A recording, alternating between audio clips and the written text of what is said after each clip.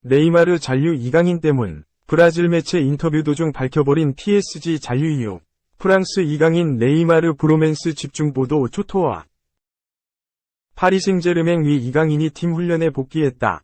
PSG가 31일 오후 SNS를 통해 공개한 팀 훈련 라이브 영상에서 이강인은 팀 훈련에 합류해 밝은 표정으로 다음 경기를 준비하고 있다.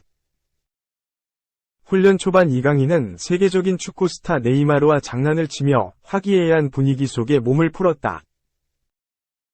이강인이 네이마르를 끌어안거나 엉덩이를 걷어차며 장난을 치는 모습이 포착되기도 했다. 네이마르도 웃음을 지으며 9살이나 어린 후배의 장난을 받아줬다. 네이마르는 브라질을 넘어 전 세계에서 가장 인지도가 높은 축구 선수 중 한 명이다. 리오넬 메시나 크리스티아노 호날두 정도를 제외하면 네이마르 정도로 유명한 선수도 거의 없다. 그런 선수와 이강인이 가깝게 지내는 것은 국내 축구 팬에게 여전히 낯선 모습으로 다가온다. 이강인은 PSG 이적 후 네이마르와 가깝게 지내고 있다. 팀 행사에 함께하고 있고 벤치에서 대화를 나누는 장면도 자주 볼 수 있다. 이강인은 스페인어를 쓰기 때문에 포르투갈어를 사용하는 네이마르와 무리 없이 대화가 가능하다. 이강인은 네이마르를 비롯한 팀 동료들과 빠르게 가까워져 어려움 없이 적응하고 있다. 이강인은 지난 21일 PSG 훈련장에서 열린 르 아브르와의 프리시즌 첫 경기에 선발 출전해 전반전 내내 맹활약했지만 허벅지 근육을 다쳐 이후에는 팀 훈련도 소화하지 않았다. 일본 오사카로 건너간 후 계속 휴식을 취했고 훈련을 하더라도 개인 훈련만 했다. 25일 알 나스르전, 28일 세레소 오사카전에 모두 결장했다.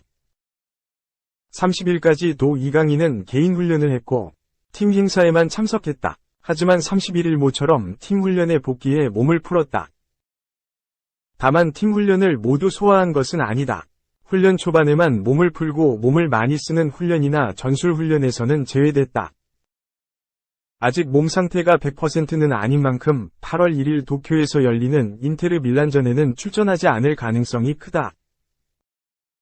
PSG는 3일 부산에서 전북 현대를 상대하는데 한국에서 열리는 만큼 이강인은 이 경기에 모습을 드러낼 것으로 기대를 모은다.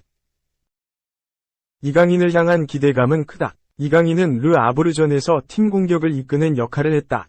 오른쪽 윙포워드로 출전해 특유의 볼을 소유하고 전진하는 능력을 보여주며 자신을 증명했다. 하지만 불의의 부상으로 인해 일본에서는 계속 결장하고 있다. 몸 상태를 회복해 개막 전까지는 엘리케 감독에게 눈도장을 찍어야 한다. 2. 리그앙 포커스. 이강인 패스는 과연 어디로? PSG 새 공격수 찾기 난항.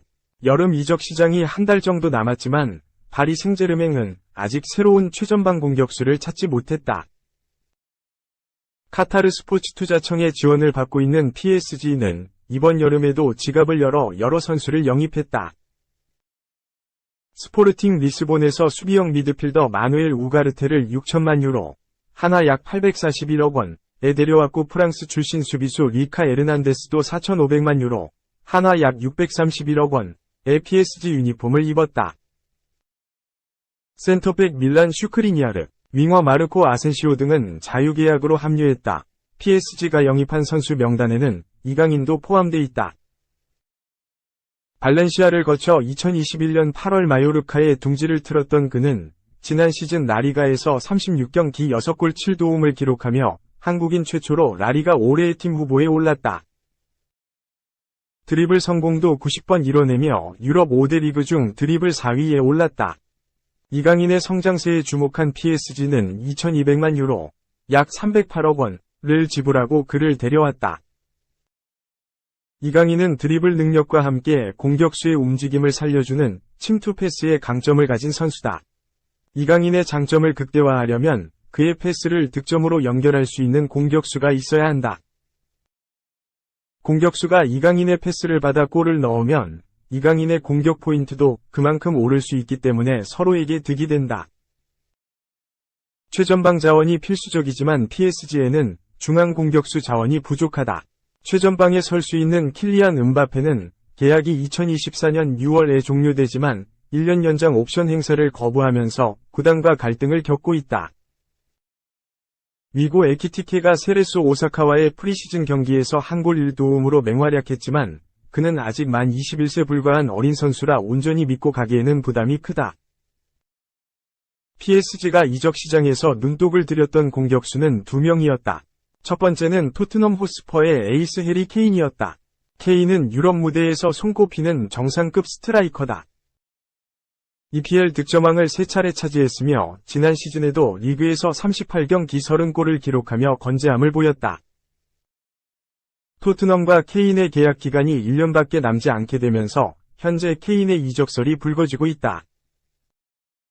문제는 PSG가 케인 영입전에서 선두에 있지 않다는 점이다. 현재 케인 영입 경쟁을 주도하고 있는 구단은 독일 분데스리가 바이에른 뮌헨이다. 영국 일간지 가디언에 따르면 뮌헨 보드지는 이번 주에 케인 이적을 논의하기 위해 다니엘 레비 토트넘 회장을 만날 예정이다.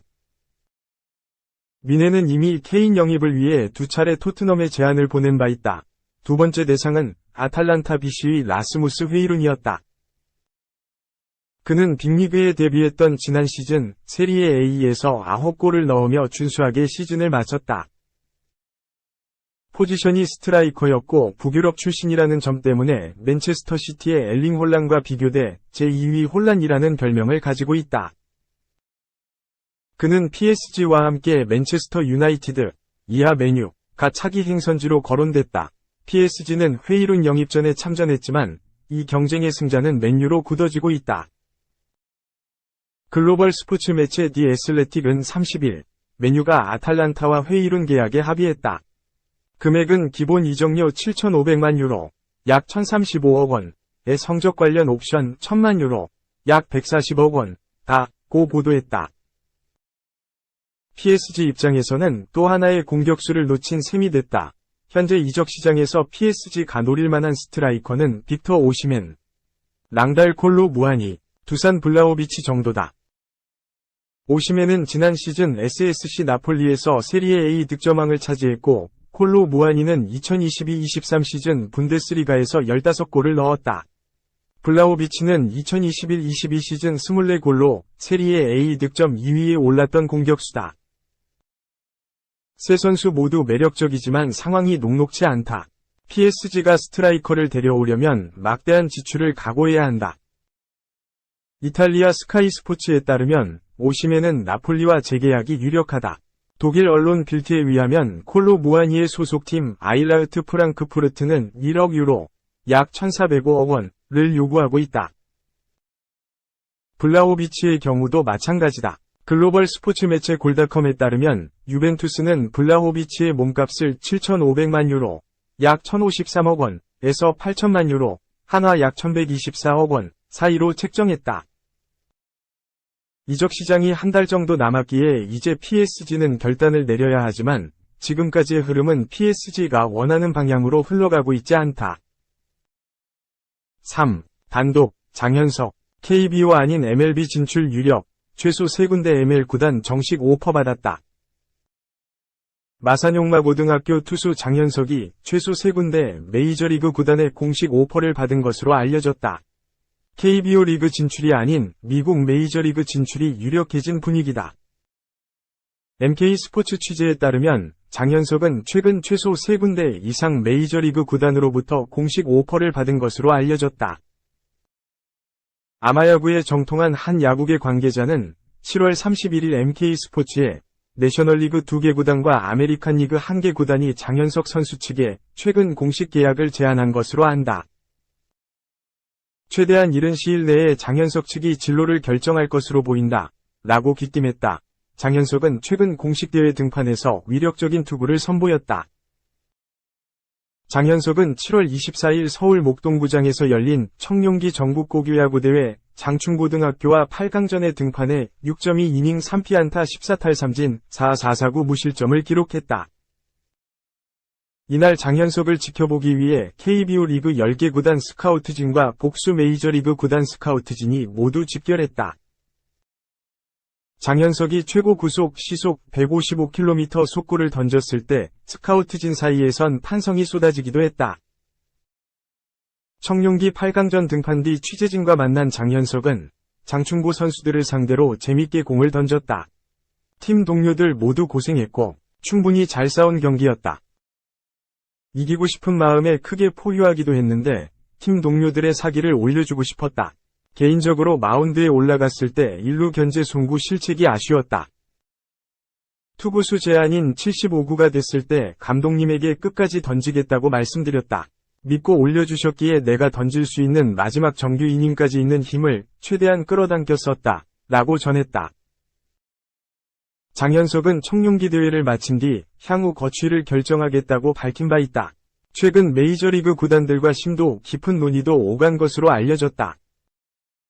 장현석은 여전히 향후 거취에 대해 고민 중이다. 그래도 8월 2되기 전에는 결정을 내릴 듯 싶다. 라고 강조했다.